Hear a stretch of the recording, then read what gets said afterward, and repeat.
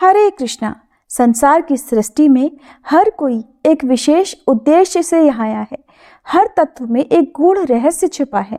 एक ऐसे ही रहस्य से जुड़ी है तुलसी माता की कथा, जो जीवन को भक्ति और शांति से परिपूर्ण करने की शक्ति रखती है। पवित्र और अलौकिक सुगंध से महकती हुई तुलसी की पत्तियां, जो भगवान श्री कृष्ण की प्रियतम हैं, आज भी भक्तों के हृदय में प्रेम और भक्ति का अलौकिक एहसास उत्पन्न करती हैं। प्रिय श्रोताओं, आज जया एकादशी के शुभ अवसर पर आप सभी सुनेंगे तुलसी माता और जया एकादशी की व्रत कथा। एक दिन नारद मुनि, जो सदैव ज्ञान और भक्ति की खोज में रहते हैं, भगवान श्री कृष्ण के पास पहुंचे। उनके मन में तुलसी माता के अद्वितीय महात्म्य को जानने की तीव्र इच्छा थी। उन्होंने भगवान से पूछा, हे प्रभु, हम जानते हैं कि तुलसी माता आपको अत्यंत प्रिय हैं, लेकिन उनके जन्म और उनके अद्भुत महात्म्य के बारे में हमें अधिक जानने की उत्सुकता है। तब भगवान श्री कृष्ण अपने दिव्य रूप में मुस्कुराते हुए नारद मुनि की जिज्ञासा को समझते हैं और उन्हें तुलसी माता की कथा सुनाने का निर्णय लेते हैं। उनका हृदय प्रेम और ज्ञान से अभिव्यक्त हो उठता है और उनके मुख से निकलती है तुलसी माता की अद्भुत कथा, जो न केवल भक्ति के मार्ग को स्पष्ट करती है, बल्कि संसार में शांति और पवित्रता के संदेश को फैलाने का भी कार्य करती है। प्राचीन समय की बात है, जब धरती पर राक्षसों का अत्याचार और पाप बढ़ चुका था। देवताओं का क्षय हो रहा था और संसार में अंधकार फैल गया था। इस समय भगवान श्री विष्णु ने मनुष्य को शांति और पुण्य की प्राप्ति के लिए एक अद्वितीय साधना का मार्ग बतलाया। वो साधना थी तुलसी की पूजा। तुलसी का जन्म एक दिव्य घटना से हुआ था। एक बार जब भगवान श्री विष्णु अपने भाग्यशाली निवास स्थल क्षीर सागर में योग निद्रा में लीन थे, एक अत्यंत पुण्यशाली ब्राह्मणी, जिसका नाम विष्णुपदी था, अपने पति के साथ एक छोटे से वन में निवास किया करती थी। वह भगवान श्री विष्णु की भक्ति में पूर्ण रूप से लीन थी और रोज अपनी पूजा में श्रद्धा से तुलसी के पत्तों का इस्तेमाल किया करती थी। विष्णुपदी के हृदय में सच्ची भक्ति और समर्पण था। पर एक दिन जब वह पूजा करने गई तो उसने देखा कि एक राक्षस ने उसके तुलसी के पौधों को नष्ट कर दिया था। वह अत्यधिक दुखी हुई और भगवान श्री विष्णु से प्रार्थना करने लगी, हे प्रभु, मैं हर दिन आपकी भक्ति करती हूँ, लेकिन इस राक्षस के कारण मेरे पूजन का उद्देश्य विफल हो रहा है। कृपया प्रभु मुझे इस कष्ट से उबारें। भगवान श्री विष्णु ने अपनी निद्रा से उठकर उसकी प्रार्थना सुनी और उसे वरदान दिया कि हे भक्तिन, तुम्हारी भक्ति को कभी कोई नष्ट नहीं कर सकता। तुम्हारी पूजा के कारण तुम पवित्र हो और तुम्हारी इच्छाओं को मैं पूरा करूंगा। तुम्हें शीघ्र ही एक ऐसी कन्या प्राप्त होगी जो मेरे प्रति तुम्हारी भक्ति का प्रतीक होगी। वह कन्या तुलसी के रूप में उत्पन्न होगी और इस पृथ्वी पर सबसे पूज्य होगी। भगवान की कृपा से कुछ समय बाद विष्णुपदी ने एक दिव्य कन्या को जन्म दिया। वह कन्या इतनी सुंदर और तेजस्वी थी कि उसकी आभा से चारों ओर प्रकाश फैल गया। भगवान श्री विष्णु ने उसे अपनी कृपा से तुलसी नाम दिया, क्योंकि वह तुलसी के पौधे की तरह शुद्ध, पवित्र और समर्पित थी। तुलसी के रूप में भगवान की भक्ति विहीन शक्ति धरती पर अवतरित हुई। जैसे तुलसी का पौधा भगवान श्री विष्णु को प्रिय था, वैसे ही तुलसी माता की पूजा हर स्थान पर भक्तों के लिए शुभ और फलदायी मानी जाने लगी। भगवान ने ये घोषणा की कि जो भी व्यक्ति तुलसी माता की पूजा करेगा, वह दोषमुक्त और पुण्यशाली होगा। यहाँ से ही तुलसी माता की महिमा और महत्व को सभी ने जाना।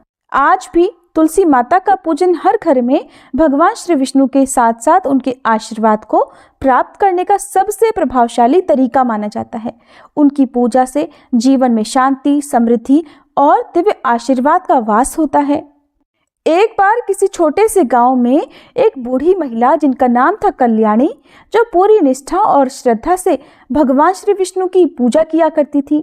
वह अत्यंत साधारण और विनम्र थी, पर उसकी भक्ति में अपार शक्ति थी। वह हर सुबह सूर्योदय से पहले उठकर अपने छोटे से आंगन में तुलसी जी के पौधे की पूजा करती।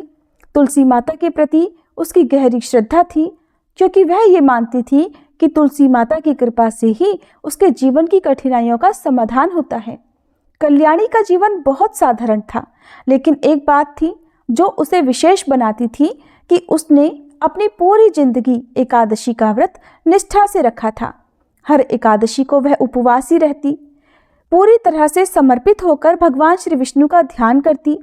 वह जानती थी कि एकादशी का व्रत भगवान को प्रसन्न करने का सबसे प्रभावशाली तरीका है और उसकी भक्ति में तुलसी माता की भी विशेष भूमिका थी। लेकिन एक दिन जब एकादशी का व्रत आया, कल्याणी का मन किसी कारणवश विचलित हो गया। वह बिना ध्यान दिए अपने घर के आंगन में कुछ काम कर रही थी।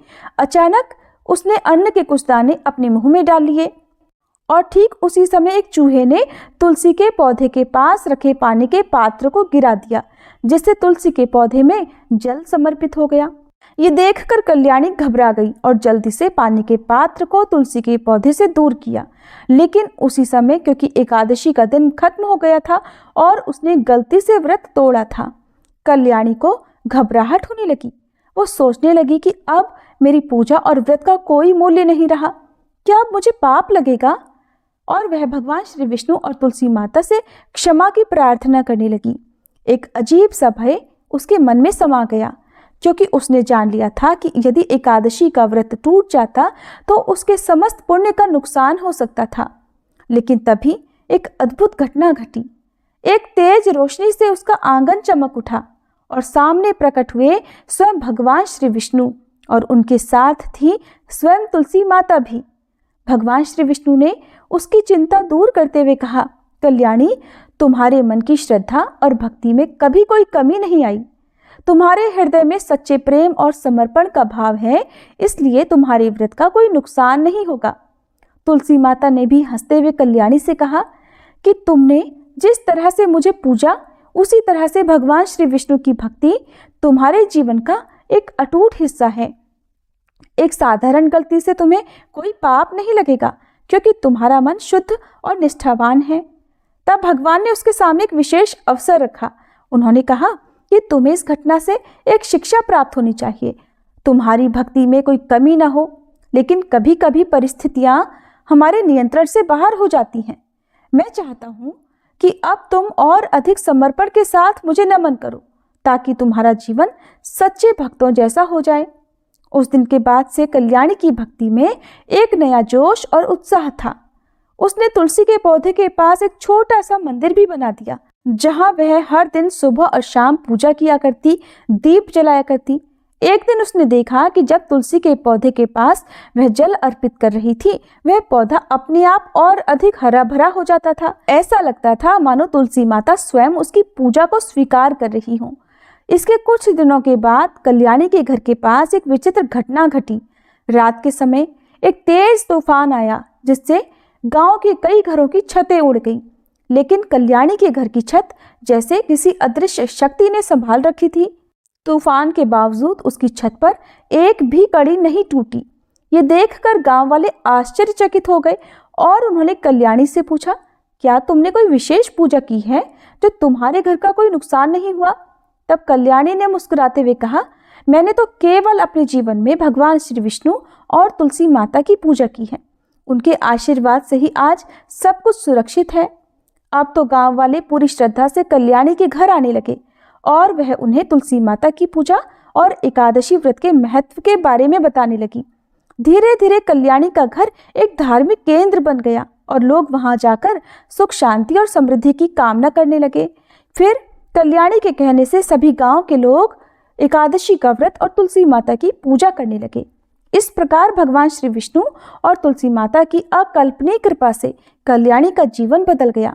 उसे किसी प्रकार का पाप नहीं लगा और उसका व्रत भी उसी पवित्रता के साथ मान्यता को प्राप्त हुआ। तुलसी माता ने यह सिद्ध कर दिया कि सच्ची श्रद्धा और भक्ति में कोई दोष नहीं होता और जो सच्ची भक्ति से, सच्चे मन से पूजा करता है, उसे भगवान कभी न कभी अपनी कृपा से आशीर्वाद अवश्य देते हैं। ये कथा हमें सिखाती है कि भक्ति और समर्पण से बड़ी कोई शक्ति नहीं होती। कभी कभी जब हम अपने कर्मों में भूल कर जाते हैं, तभी भगवान की कृपा से वह भूल हमें किसी नुकसान का कारण नहीं बनने देती। ये थी तुलसी माता की कथा। सभी मिलकर प्रेम से बोलिए, तुलसी माता की जय, श्री विष्णु भगवान की जय। भविष्योत्तर पुराण में भगवान श्री कृष्ण और महाराज युधिष्ठिर के संवाद में इस एकादशी का वर्णन आता है। एक बार युधिष्ठिर महाराज ने हाथ जोड़कर पूछा, हे जनार्दन, माघ मास के शुक्ल पक्ष की एकादशी का क्या नाम है? ये व्रत कैसे करें? किस देवता की इस दिन पूजा करनी चाहिए? तब भगवान श्री कृष्ण ने उत्तर दिया, राजन सुनो, माघ मास के शुक्ल पक्ष की एकादशी को जया एकादशी कहते हैं। सब पापों का हरण करके मोक्ष देने वाली ये उत्तम तिथि है।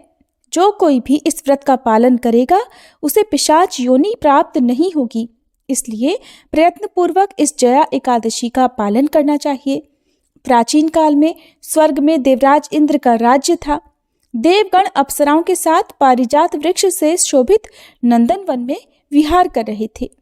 50 करोड़ गंधर्वों के नायक देवराज इंद्र ने अपनी इच्छा से वन में विहार करते हुए नृत्य का आयोजन किया था। गंधर्वों में प्रमुख पुष्पदंत, चित्रसेन और उसका पुत्र ये 3 थे। चित्रसेन की पत्नी का नाम मालिनी था। मालिनी और चित्रसेन की कन्या पुष्पवंती थी। पुष्पदंत गंधर्व का पुत्र माल्यवान था। माल्यवान पुष्पवंती के सौंदर्य पर मोहित हुआ था। ये दोनों भी इंद्र की प्रसन्नता के लिए वहां नृत्य करने आए हुए थे। ये दोनों भी अन्य अप्सराओं के साथ आनंद में गायन कर रहे थे, किंतु एक दूसरे पर अनुराग दृष्टि होने के कारण वे मोहित हो गए और उनका मन विचलित हो गया। इसलिए वे शुद्ध गायन नहीं कर सके। कभी ताल गलत तो कभी गायन रुकता। इसी बात से क्रोधित और अपमानित होकर देवराज इंद्र ने उन्हें श्राप दिया, आप दोनों पतित हैं, मूर्ख हैं, तुम्हारा धिक्कार हो। मेरी आज्ञा भंग करने के फलस्वरूप आप पति पत्नी के रूप में पिशाच योनि में जन्म लेंगे। देवराज इंद्र से ऐसा श्राप मिलते ही वे दोनों बड़े दुखी हुए। फिर हिमालय में जाकर पिशाच योनि को प्राप्त होकर भयंकर दुख भोगते रहे। शारीरिक पातक से प्राप्त हुई इस योनि से पीड़ित वे एक दिन पर्वत की गुफा में भ्रमण कर रहे थे कि पिशाच पति ने अपनी पत्नी से पूछा, हमने ऐसा कौन सा पाप किया है जिसके लिए हमें ये योनि मिली? नरक यातनाएं तो दुखदायक हैं, पर पिशाच योनि में भी बहुत दुख हैं जो बहुत भयानक हैं। इसलिए पूर्ण प्रयत्न से इस पाप से छुटकारा प्राप्त करना चाहिए। दोनों चिंतामग्न थे, किंतु भगवान की कृपा से उन्हें माघ महीने की एकादशी तिथि प्राप्त हुई। जया नाम से प्रसिद्ध ये तिथि सब तिथियों में उत्तम है। इस तिथि को उन्होंने अन्न ग्रहण नहीं किया, जल ग्रहण भी नहीं किया, किसी जीव की हत्या तक नहीं की और न ही कोई फल खाया। दुख से व्याकुल सूर्यास्त तक वे बरगद के वृक्ष के नीचे बैठे रहे। भयानक रात उनके सामने उपस्थित हुई, पर उन्हें निद्रा तक नहीं आई। कौन से भी प्रकार का सुख और काम सुख भी उन्होंने नहीं भोगा। रात्रि समाप्त होने पर सूर्योदय हुआ। द्वादशी का दिन निकला।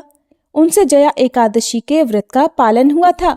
उन्होंने रात भर जागरण भी किया था और फिर व्रत के पुण्य प्रभाव और भगवान विष्णु की शक्ति के कारण दोनों इस योनि से मुक्त होकर अपने पूर्व रूप को प्राप्त हुए। उनके हृदय में फिर से पहले की तरह अनुराग उत्पन्न हुआ। अलंकार से शोभित होकर विमान में विराजमान होकर वे दोनों स्वर्गलोक को गए। देवराज इंद्र के सामने प्रसन्नता पूर्वक जाकर उन्होंने सादर प्रणाम किया। उन्हें पूर्व रूप में देखकर देवराज इंद्र को बड़ा आश्चर्य हुआ और उन्होंने पूछा, किस पुण्य के प्रभाव से आप दोनों पिशाच योनि से मुक्त हो पाए? मुझसे श्राप पाकर भी आप कौन से देवता के आश्रय से शाप मुक्त हो गए? तब माल्यवान ने कहा, हे स्वामी, भगवान वासुदेव की कृपा से तथा जया एकादशी व्रत के पुण्य प्रभाव से हम पिशाच योनि से मुक्त हुए हैं। तब देवराज ने कहा, अब मेरे कहे अनुसार आप दोनों सुधापान कीजिए। जो लोग भगवान वासुदेव की शरण लेते हैं और एकादशी का पालन करते हैं वो हमें भी पूजनीय हैं। भगवान श्री कृष्ण ने धर्मराज युधिष्ठिर से कहा, हे राजन, इसीलिए एकादशी का व्रत अवश्य करना चाहिए। जया एकादशी ब्रह्म हत्या के पातक तक से भी मुक्त करती है। जिसने जया एकादशी के व्रत का पालन किया उसने सभी प्रकार का दान तथा यज्ञों का अनुष्ठान करने जैसा पुण्य प्राप्त किया और इसकी महिमा पढ़ने अथवा सुनने से अग्निष्टोम यज्ञ का फल भी प्राप्त होता है।